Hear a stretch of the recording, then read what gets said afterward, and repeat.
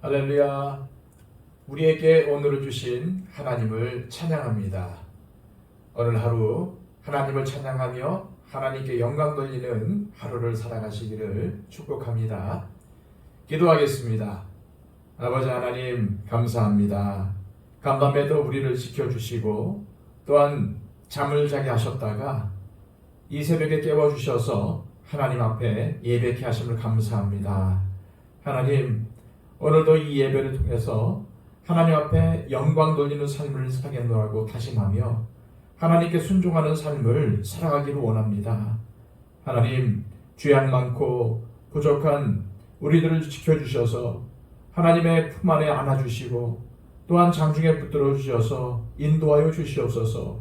오늘도 하나님을 나의 삶의 주인으로 섬기며 하나님의 다스림을 받기를 원합니다. 하나님, 오늘도 세상 가운데 우리 홀로 두지 마시고 악한 마귀의 유혹에 맞서 싸울 지혜와 능력을 더하여 주셔서 오늘도 선으로 악을 이기며 하나님의 백성으로 당당하게 살아갈 수 있도록 인도하여 주시옵소서. 오늘의 삶을 주님께 의탁하오며 예수 그리스도의 이름으로 기도하옵나이다. 아멘. 다 함께 찬송가 459장 찬양 드립니다.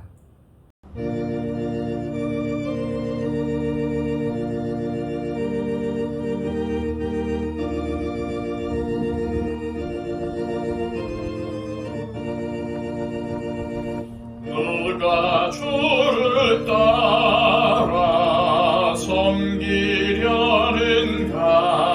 섬기려는가?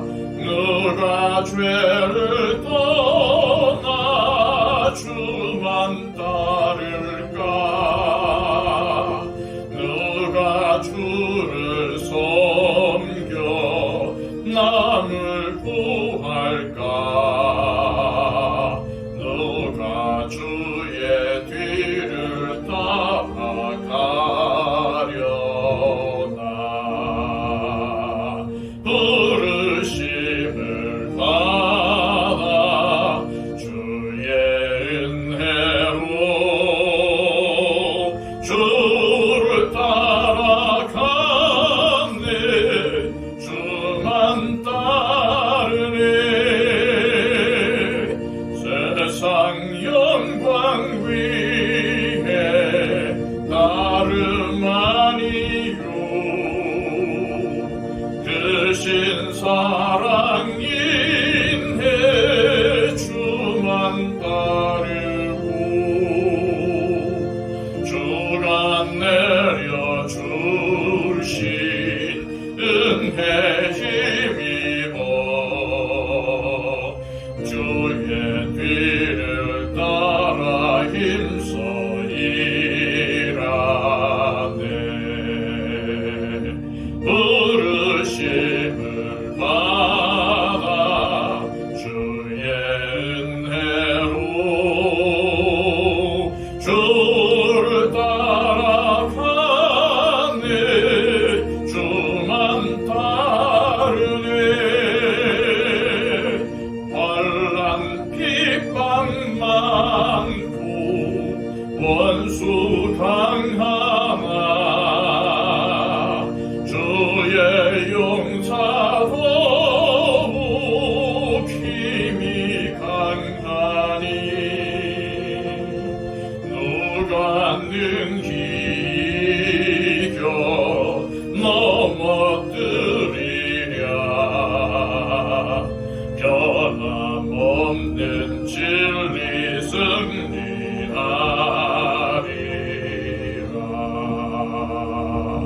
기쁜 찬송하며 주의 은혜로 주를 따라가네. 주만 따르네.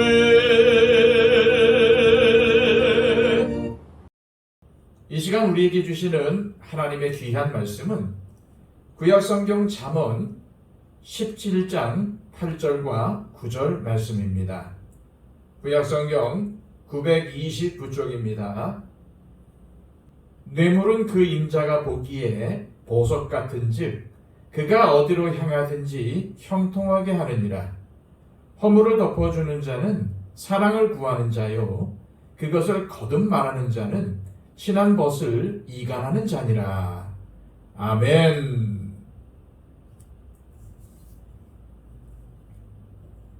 지난 시간 우리는 이 잠언의 말씀을 통해서 존귀한 사람은 자신의 품격에 맞는 언어를 사용해야 하며, 존귀한 사람에게 전혀 어울리지 않는 말은 거짓말이기에 하나님의 자녀인 우리는 절대로 거짓말을 해서는 안 된다는 것을 배웠습니다. 그리고 오늘 말씀은 존귀한 사람이 절대로 하지 말아야 할 또 한 가지의 것에 대해서 교훈하고 있습니다. 그것은 절대로 뇌물을 받지 말라는 것입니다. 8절입니다. 뇌물은 그 임자가 보기에 보석 같은즉 그가 어디로 향하든지 형통하게 하느니라.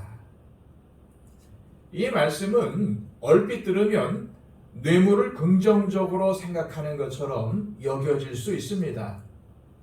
아마도 형통이라는 단어를 써서 그런 느낌을 갖는 것 같습니다. 뇌물을 주면 어디든지 탄탄대로가 열린다는 표현이기 때문입니다. 그러나 오늘 말씀은 절대로 뇌물을 정당화하거나 잘 쓰라는 이야기가 아닙니다. 뇌물을 주는 사람이 있고 받는 사람이 있습니다.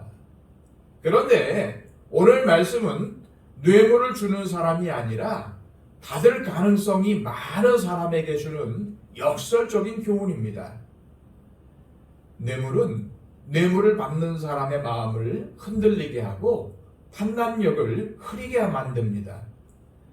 그래서 뇌물을 받으면 그 뇌물을 준 사람에게 무조건 특혜를 주게 되어 있습니다.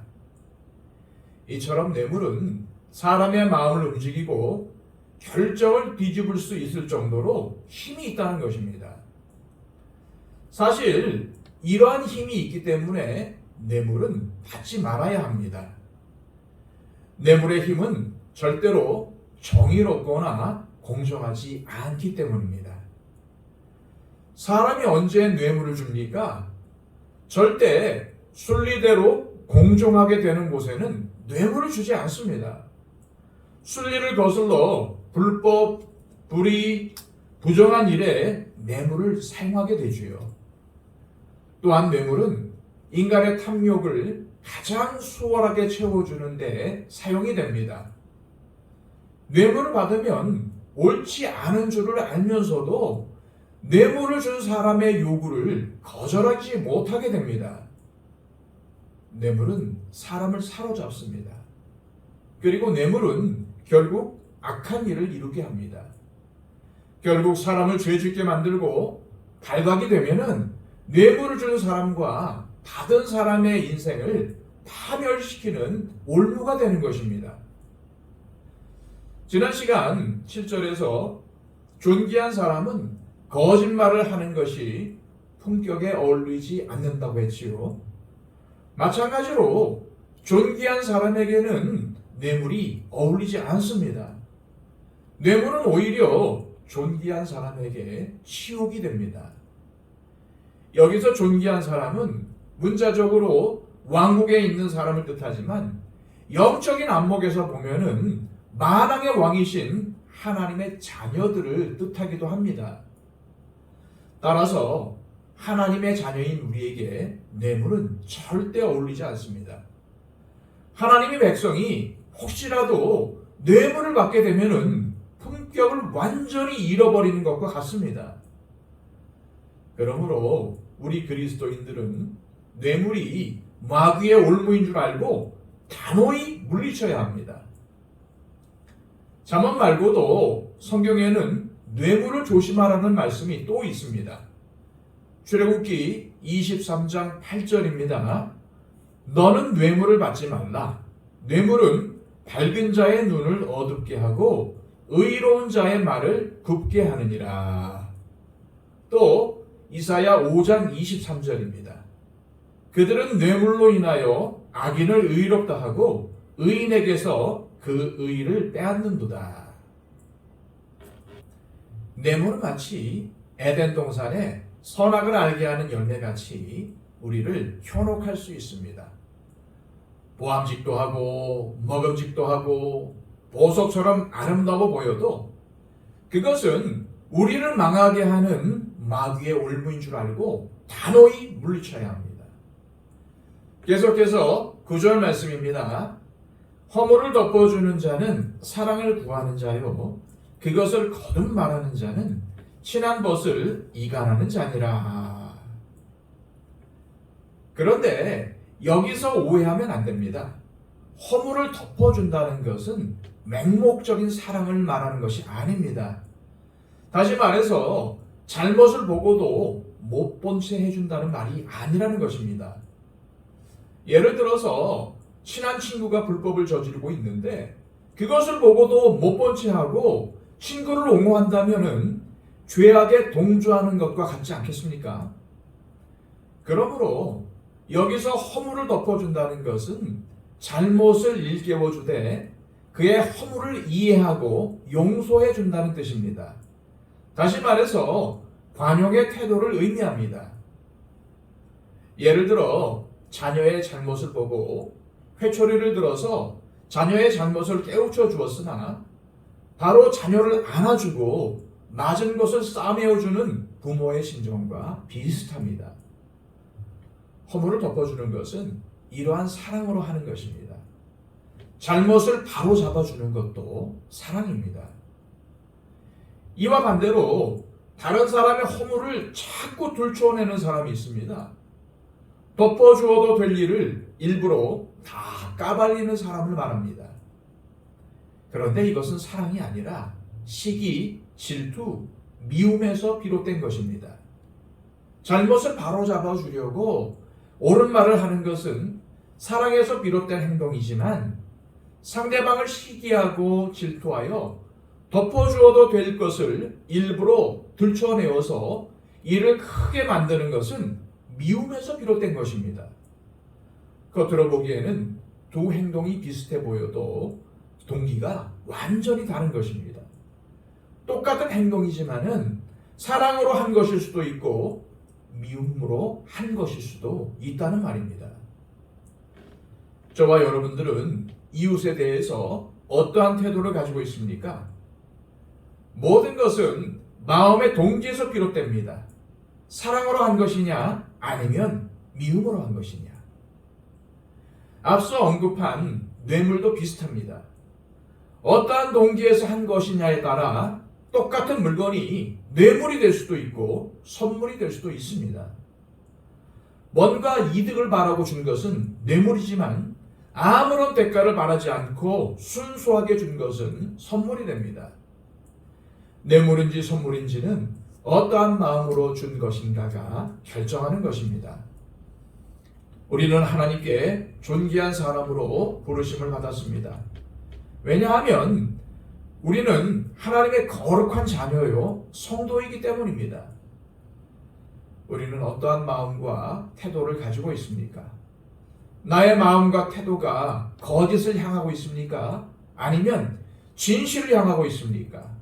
미움을 향하고 있습니까? 아니면 사랑으로 하고 있습니까? 우리는 모두 존귀한 하나님의 자녀라는 사실을 기억하고 품격에 맞는 행동을 해야 합니다. 그래서 많은 사람들에게 유익을 주고 사랑을 전하며 칭찬받는 삶을 살아야 합니다.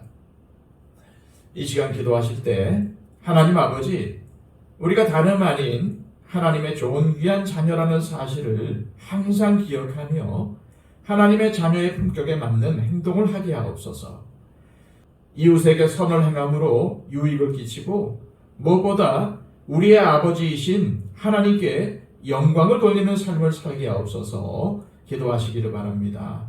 111 기도를 통해서 우리의 기도가 필요한 분들을 위해서 중보해 주시고 특별히 믿지 않는 이웃과 형제와 무엇보다도 우리 가족을 위해서 구원의 역사가 우리 가족 가운데 우리가 아는 지인들 가운데 이루어지도록 하나님 앞에 기도하시고 또한 박영채 집사님, 유덕풍 집사님, 천건수 집사님, 김영순 권사님, 또한 연로하신 우리 성도님들, 건강이 필요한 분들을 위해서 중보해 주시기를 바랍니다.